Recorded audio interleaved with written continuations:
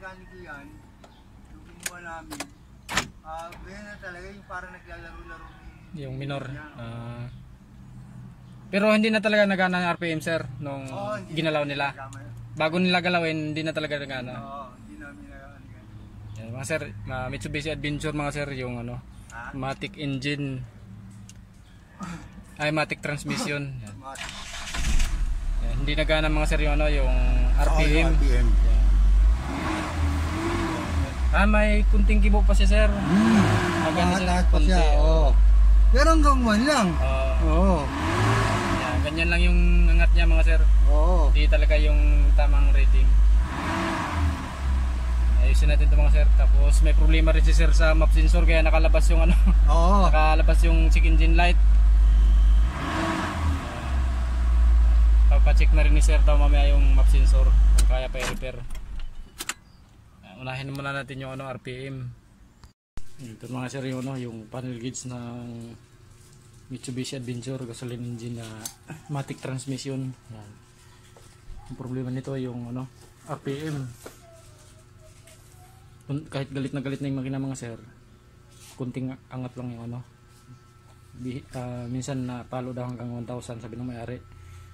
Tapos kanina nung tinisting ko, kunting angat lang talaga siya, hindi maabot sa 1,000. Galit na yung makina. Buksan natin ito mga sir.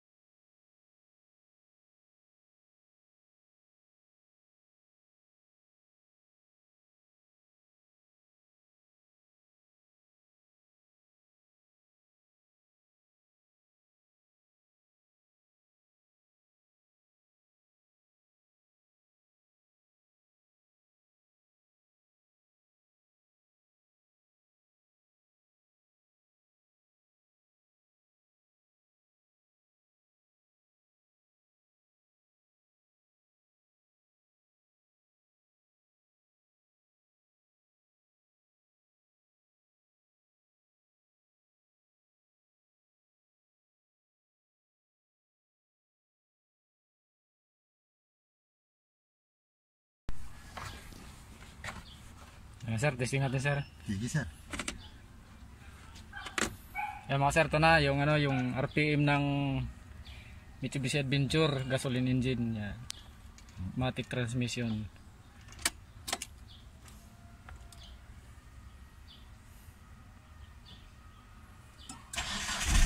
Okay na sir. Yan. Ayos na mga sir yung ano, yung RPM ni sir. Taas.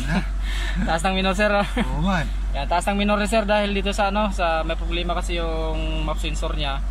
Kaya papacheck na rin ni sir. Kanina ayaw niya halos umangat, ngayon ayos na. Mapalo na siya. Okay na sir. Taas ng minor. Taas na ng minor ko, no?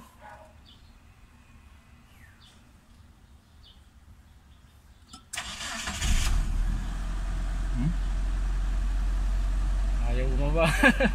Oo. Taas na minor ah. Nice na, goods na mga sir yung ano, yung RPM ni sir. Isunod ko naman yung map sensor.